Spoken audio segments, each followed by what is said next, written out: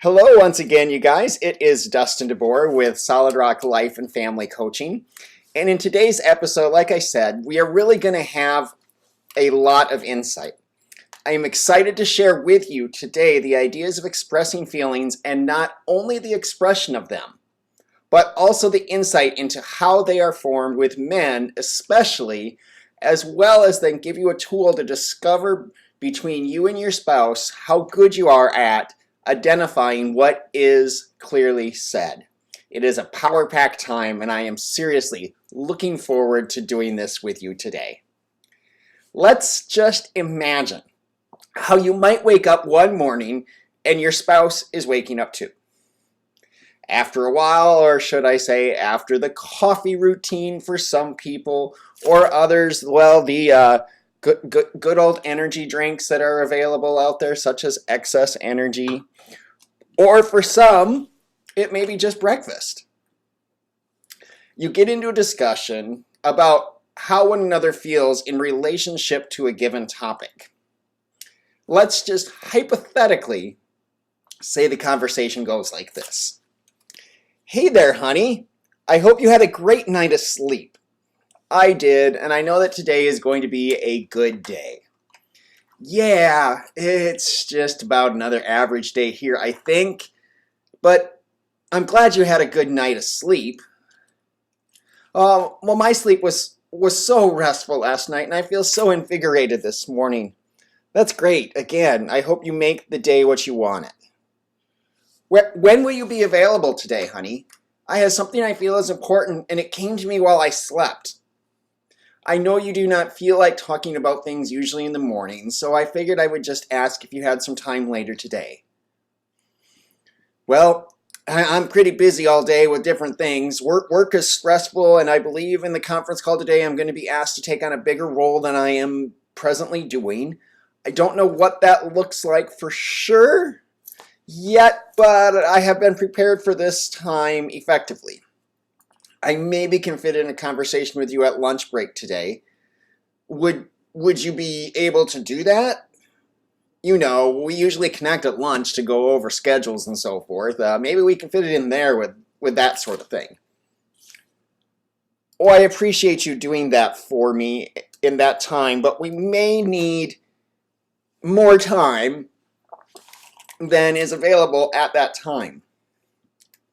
I can make it work to introduce you to my insight at that point, but I think we may need some more time than that, honey. Okay, I'll call you at 1 today, and I will listen to you then. I have to seriously run now, honey. My conference call is going to happen at 9, and I have to prep for it with my team as the boss is going to be there on this call as well. Matter of fact, I just got a message that not only is my boss going to be there, but my boss's boss is going to be there, and another department chair is going to be there too. And they don't want to just do this as a conference call. They want to do it as a Zoom session. I'm under the gun, honey, at this point, but I am confident it will be a good meeting. It's kind of like an average meeting with my team, but now the higher-ups are there, you know. But I'll call you at 1. Talk to you then. Have a great meeting. I know you will do your best and that you will honor God with it all. I am proud of you, and I will catch you at 1 today between my coaching sessions. Go get there, my brave. Go get them, my brave warrior. And they kiss one another, and off they both go to their respective places of employment, even if one works from home and the other in an office. And now we wait until 1 p.m. to hear what is next, but I have a question for you. Was their love showed there or not? Did they use the love languages to speak to one another, or was it just purely information? Now I realize this is just a short synopsis of a much longer conversation formed from habits, daily agenda, and more than likely outside influences. But did the husband really share any emotion in what he said? What clues do you have how she might have felt in this conversation? What did he say or not say that indicated his level of emotional quotient in the conversation. Now, I'm not casting judgment on what was said or on males in general. I'm just asking some questions as to why was this conversation the way it was. There are many reasons for it, and some of those details are some of the deals, I should say, with the facts that men don't always have the verbal vocabulary to express themselves or their inside feelings. Later on, I'll give you another set of tools on soul words that might help you with that. But let me share with you the perspective that Dr. Meg Meeker has about an option which states why some men don't have the vocabulary to express what they feel.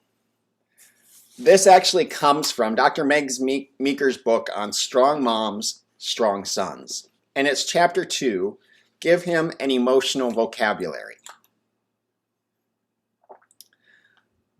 And it's stated as this: there is a truth I have come to believe about boys. I think they are more sensitive than girls.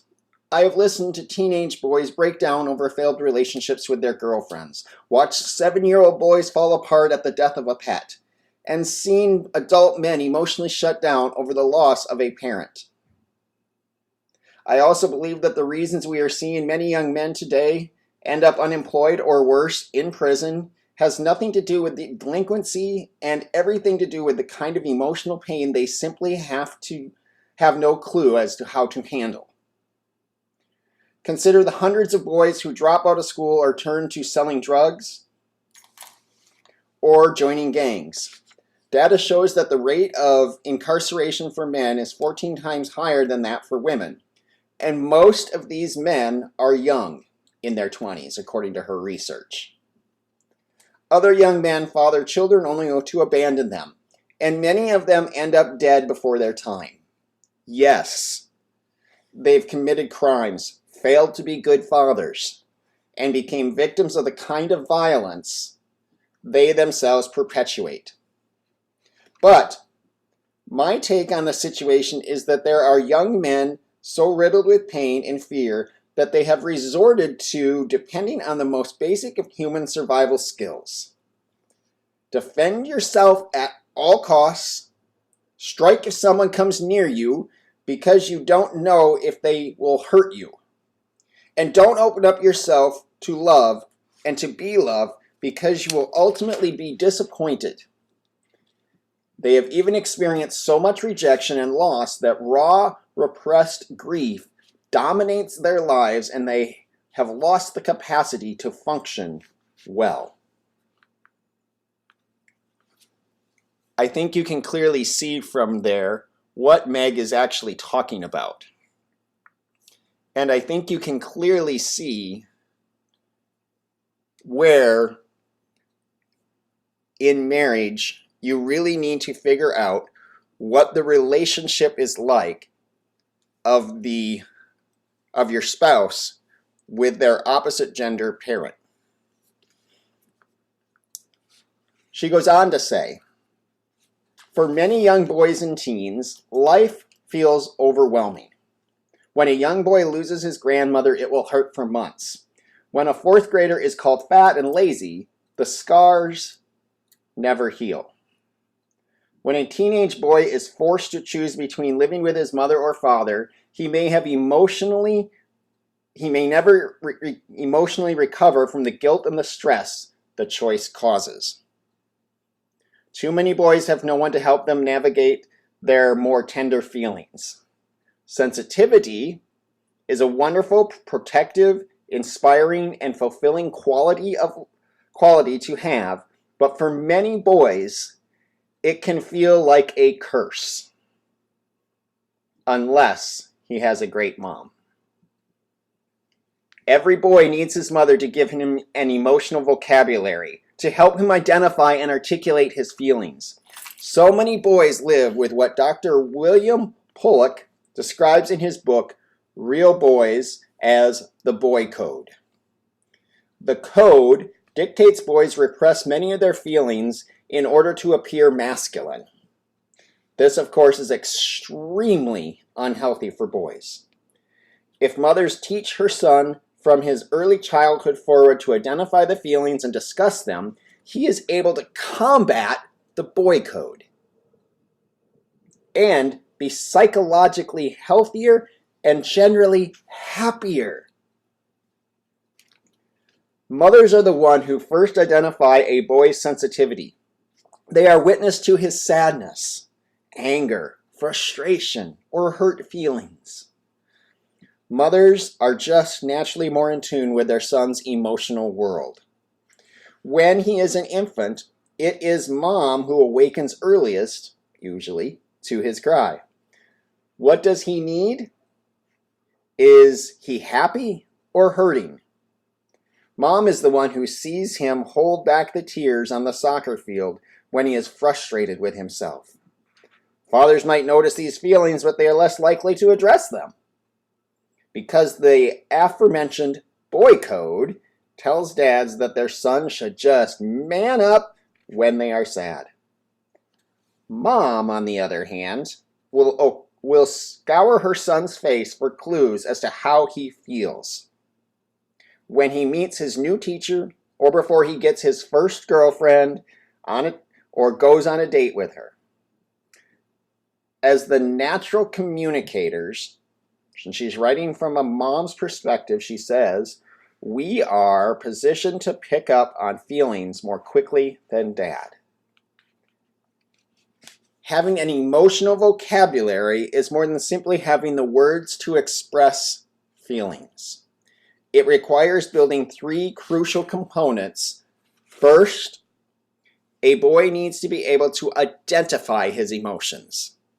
Then he needs to be able to express that emotion either internally or externally. And finally, he needs to learn what to do with the emotions. If a boy can learn these important skills, he will be on his way to an emotionally healthy life. I have a couple more paragraphs to read in this introduction to this chapter, but I wanted to stop there because that last sentence, if a boy can learn these important skills, he will be on his way to an emotionally healthy life. I would tend to agree with Dr. Meg Meeker and Drs. Les and Leslie Parrott that communicating emotions can be hard for men. It isn't the easiest thing for me to do, but yet I'm working on it with all the lists of soul words and so forth that I have, which I can talk about in another episode. But the fact of the matter is, Meg Meeker goes on to say, can a father offer these components to a son? Maybe, but mothers are in a much better position to teach these skills because the way women are wired. Women bond to loved ones through communication, usually verbally, and teaching children to have an emotional vocabulary relies heavily on verbal communication. Men, on the other hand, bond with loved ones through actions. Add to that a son's greater comfort level in discussing feelings with his mother rather than his father, and we are primed for the task. And our children do so instinctively. How to turn to us. Children just know that, she basically states. As toddlers, they look for their comfort from their mother. Not just because they know she is compassionate and understanding, but because they know that she will be accepting of their feelings, usually. A son may feel embarrassed to cry in front of his father, fearing that he might be judged or ridiculed. Reference back to the boy code. So mothers need to be there a lot, or to let their sons know that stuffing or stifling their feelings is a harmful thing to just do. As a boy grows older, a boy will receive clues from his peers, teachers, coaches, that feeling sadness and grief may not be acceptable without an emotional vocabulary. He will succumb to swallowing his feelings and set himself up for eventual outbursts of anger and despair. Without an emotional vocabulary, he may never learn to understand and discuss his feelings, which can have a negative effect on his relationship with his friends, significant others, and children.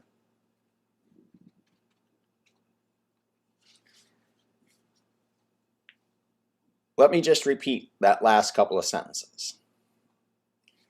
As he grows older, a boy will receive clues, or cues, I should say, from his peers, teachers, or coaches that feeling sadness and grief may not be acceptable without an emotional vocabulary. He will succumb to swallowing his feelings and set himself up for eventual outbursts of anger and despair.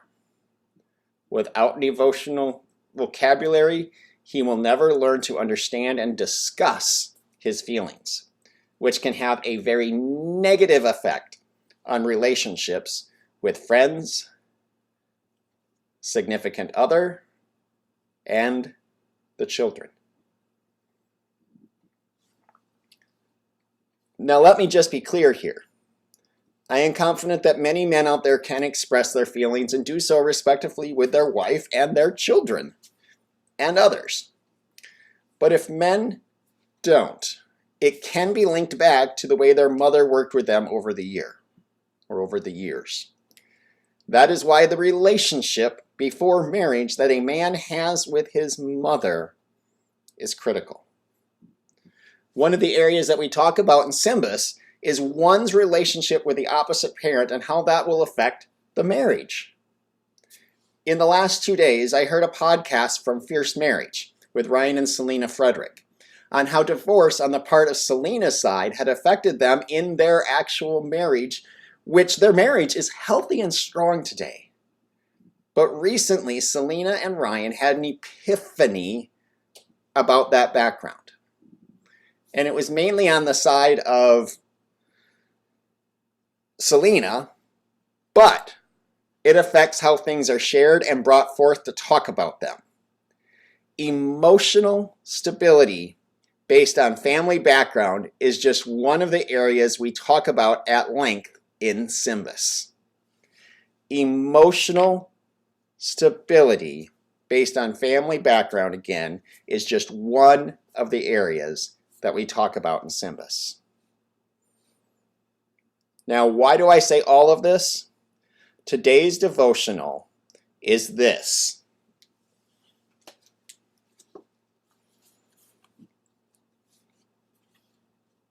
It's all about expressing feelings. Ecclesiastes 3, 1 and 4. For everything there is a season, a time for every attitude under heaven, a time to cry and a time to laugh, a time to grieve and a time to dance. Some people wonder why they would ever want to share their feelings with their mate. The truth is, if you don't openly share your feelings, they will likely show up anyway in your behavior. However, your loved one will have no idea why you are behaving as you are. That's when you get the proverbial question, is something wrong? Your spouse knows something is wrong, but doesn't know what.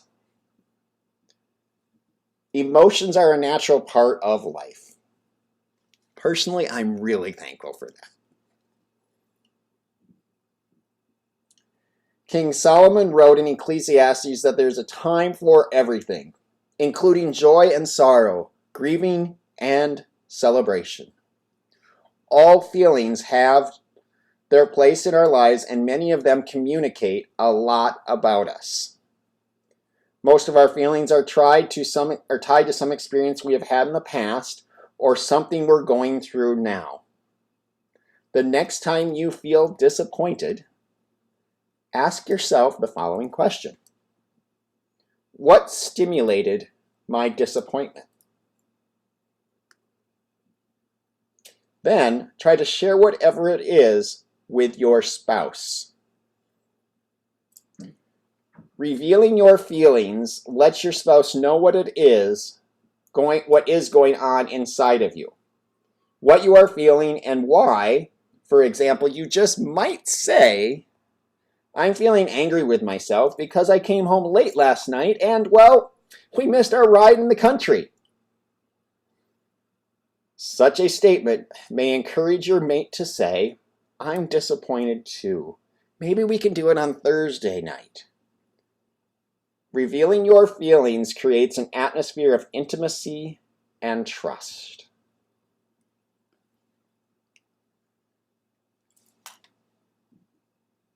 The prayer on this one is, Lord, expressing emotions does not always come easily to me. Help me to remember that holding back my feelings only makes my spouse guess why I'm acting the way I am. Please give me the courage to share what I am feeling. May it bring us closer together. I share that with you. And then my personal example of this is that just yesterday, Shannon and I took a long walk here in the area that we live. It was about 4 to 5 miles. And it was in a part of the town that we have not explored before. And personally, I said I probably wouldn't explore without somebody else to do it with. And now I have that person, and I am so thankful. It was 38 degrees here yesterday in the Minneapolis area, and we got out and enjoyed the weather for our exercise for the day. And what is true about most men, and I put myself in this category right now for this illustration, and that is that men talk more when they are active versus face-to-face with their wife. I don't usually see men, just standing talking face-to-face. They're usually side by side doing something, or just they're more active. And not only do we usually share more, but we also tend to express ourselves more when we are in an active mode doing something. After we were done with our walk, in which we talked through some sensitive topics between the two of us, Shannon sent me a text thanking me for asking her to go for a walk with her and how she really enjoyed it. It created, just like Gary Chapman said, a level of intimacy that more than likely would not have happened had we not gone for a longer walk. The point to that illustration is we are wired differently from each other for various and good reasons. And when we come together in marriage and strive for unity, harmony, and agreement in the marriage, two people can leave and cleave effectively if they are equipped to do so. While we talk about that in Symbis, it is a lifelong process to live it out. And that's why Shannon and I have as one of our values, it's one of our core tenets of lifelong learning. Now, one way of living this out is by asking yourself the following 5 questions by writing down a response that reflects the feeling of each of these statements. Now, this is coming from the men's side of the Symbis program. Shannon has the women's devotional side of it. But on the men's side, these are the questions or the statements that you might hear from your wife. Men, write down how you would respond to the following. I don't want your advice. Number 2. And now you'll have to put your wife's name in this sentence, but you get the point. Karen doesn't seem to call me like she used to. The 3rd one. I am so tired of never knowing when you are going to get home. Fourth, I'd like to ask for a raise, but what if I don't get it? Fifth, just once, I'd like to not have to pick up your coat off of this chair. Men, I challenge you again to write out your responses and see what you come up with. I've done it. I won't tell you how to score yourself on it, as there is a way to do that. I just encourage you to think and write out your responses and then share them with your wife. Of course, if you want to follow me more with Solid Rock Life and Family Coaching to also get more advice about connecting with your mate, you can do so through my various social media outlets, as well as connecting with me to see if Symbis is right for you and your mate to go through even as a married couple. You don't necessarily have to be the couple that hits that bump in the middle of the road to want to do Symbis. You could do it just as a way to really learn way more about your mate and see what the health is of your mate. We have that option as well. Bottom line is this: I am here to help other people excel in faith, family, and freedom so they can be a real REAL success on the stage of life that matters most, your front door. Helping you have a strong and prosperous family is what God has called me to do, and I am seeking to live that out this year in 2021. If I can help you in any way, message me. I look forward to helping you make 2021 the best year possible. See you later. Have a good one. Bye-bye.